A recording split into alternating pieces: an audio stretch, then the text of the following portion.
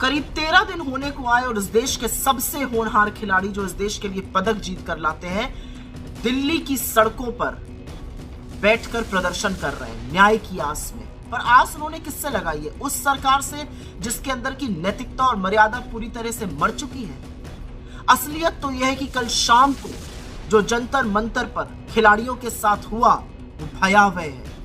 अमित शाह की दिल्ली पुलिस ने खिलाड़ियों के साथ बदसलूकी करी, महिला खिलाड़ियों को गंदी गंदी गालियां दी गई, वहां पर हाथापाई की गई, लाठियां चलाई गई। ये सब किसके इशारे पर हो रहा है? ये सवाल उठता है। लेकिन उससे पहले एक बात कहनी जरूरी है कि गंभीर आक्षेपों से घिरे भाजपा के बाहुबली सांसद ब्रजभूषण शरण सिंह ने साफ तौर से यह कह दिया है, जब प्रधानमंत्री नरेंद्र मोदी या गृह मंत्री अमित शाह कह देंगे मैं तुरंत इस्तीफा दे दूंगा।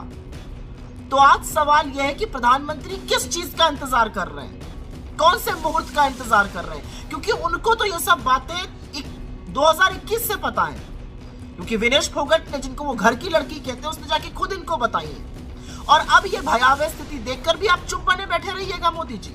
आज सवाल इस बात का है, आज सवाल इस बात का है कि क्या आप अपनी चुप्पी तोड़िएगा और किस मुंह से आप कर्नाटका आकर यहां पर नारी शक्ति की बात करते हैं जब देश की बेटियों के साथ बदसलूकी हो रही है। लेकिन इस पूरे प्रकरण में बहुत सारे चेहरे बेनकाब हुए। मैं पहली बात करना चाहती हूं इस देश के गृह मंत्री अमित शाह की। अमित शाह की दिल्ली पुलिस की असलियत यह है कि उन्होंने एफआईआर ही लॉन्च नहीं करी तब तक जब तक सुप्रीम कोर्ट ने निर्देश नहीं दिया। और अब अमित शाह की ही दिल्ली पुलिस ने कल महिला खिलाड़ियों के साथ और अन्य वहां पर खिलाड़ियों के साथ बदसलूकी करी है, बदतमीजी करी है और उनके साथ अन्याय किया है। अमित शाह जी, आपका चेहरा बेनकाब होता हुआ पूरा देश देख रहा है। दूसरी बात तो मोदी जी की करनी ही पड़ेगी, क्योंकि जो आरोपी है वो कह रहा है मोदी जी कहे तो मैं इस्तीफा दे दूंगा।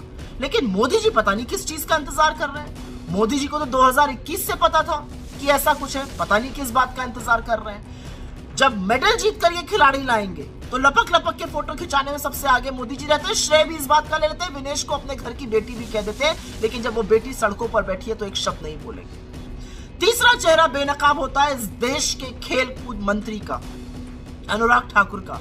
आप मीडिया के इवेंट्स में जाके स्किपिंग करिएगा, पुशअप्स करिएगा, और जो महिला खिलाड़ियों का आरोप है, जो आप पर वो सीधा आरोप लगा रही है कि आपने आश्वासन दिया था, उसके बारे में क्या कीजिएगा?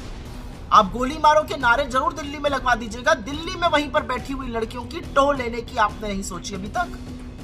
और चौथा चेहरा बेनकाब होता है भाजपा की महिला नेत्रियों का, और खास तौर से महिला बाल विकास मंत्री स्मृति ईरानी का। उन्होंने तो मौन धारण कर लिया इस पूरे मुद्दे पर। वो गला फाड़ के तभी चीखती हैं जब राहुल गांधी का नाम आ जाता है, अन्यथा वो मौन धारण करके रहती है। पांचवी बड़ी बात करनी पड़ेगी इस देश के महिला आयोग की, रेखा वर्मा जी की। रेखा वर्मा जी ने आंख पर पट्टी बांधी हुई है। वो पट्टी वो तभी खोलती हैं जब विपक्ष के खिलाफ साजिश रचनी हो भाजपा के साथ मिलकर, अन्यथा वो कहीं पर भी किसी महिला के खिलाफ अत्याचार हो जाए वो एक शब्द नहीं बोलती है, कोई कार्रवाई नहीं करती है। विपक्ष का मामला हो दौड़ी दौड़ी चली जाएंगी काम करने के लिए। सारा रंजिश के तहत, साजिश के तहत वो काम करती है। छठा बड़ा बेनकाब जो होता हुआ व्यक्ति दिख रहा है वो है प्रियंका कानून को, एनसीपीसीआर के चीफ, जो राष्ट्रीय बाल अधिकारों का, बाल सुरक्षा का आयोग है, उसके चीफ।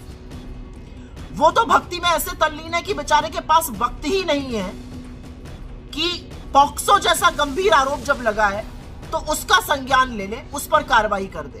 लेकिन अभी विपक्ष का नाम आ जाने दीजिए, राहुल गांधी जी का नाम कहीं पर आ जाए, अगर उनसे कुछ बच्चे मिलने चले आए तुरंत चिट्ठियां लिखने लगते हैं चुनाव आयोग को। सातवां बड़ा बेनकाब, और इससे मुझे थोड़ा दुख होता है, वो बड़े बड़े खिलाड़ी, वो नामी गिरामी सितारे हैं जो बड़े मुखरित होते थे, जो खूब बोलते थे। उसमें से कुछ हैं जिनका ओहदा बढ़ गया, जिनकी रिस्पेक्ट बढ़ गई, चाहे वो नीरज चोपड़ा हो या अन्य कोई भी जो इन खिलाड़ियों के समर्थन में मैदान में उतरा है बिना परवाह किए। और कुछ ऐसे हैं सितारे जो बहुत धूमिल हो गए अपने चुप रहने से और अपने अनर्गल बयानबाजी से। जो हक के लिए लड़ रहे हैं उनको बवाल मचाने को कहा जा रहा है। आठवां तो मीडिया की बात करनी ही पड़ेगी। दयनीय स्थिति है मीडिया की, बेचारों को समझ ही में नहीं आ रहा है क्या करें। अब खिलाड़ियों के पक्ष में तो बोलना ही पड़ेगा, इतना प्रेशर है जनता का। ब्रजभूषण सिंह से भी सवाल किए जा रहे हैं, लेकिन मजाल है कि अमित शाह की दिल्ली पुलिस और अमित शाह से पहले दिल्ली पुलिस के रवैये पर सवाल करें या प्रधानमंत्री की चुप्पी पर सवाल करें, क्योंकि ब्रजभूषण शरण सिंह कहते हैं प्रधानमंत्री बोल दे मैं इस्तीफा दे दूंगा। मजाल एक सवाल किया जाए कि प्रधानमंत्री क्यों नहीं बोल रहे हैं, हर बार संरक्षण आरोपी को ही क्यों देते हैं प्रधानमंत्री और गृह मंत्री, वो सवाल नहीं कर सकते।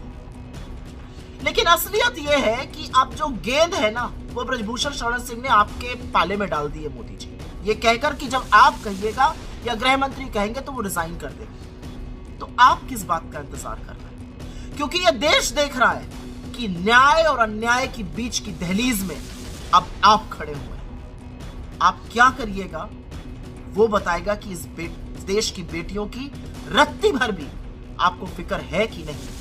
13 दिन से ऊपर होने को आ गए। वो सुशोभित खिलाड़ी जो इस देश का गौरव बढ़ाते हैं, जो बड़े बड़ों को पटखनी दे देते हैं, जो लोगों को चारों खाने चित्त कर देते हैं, आंसुओं से रो रहे हैं। न्याय और अन्याय के बीच की इस दहलीज में अब आप खड़े हैं, क्या कीजिएगा मोदी जी?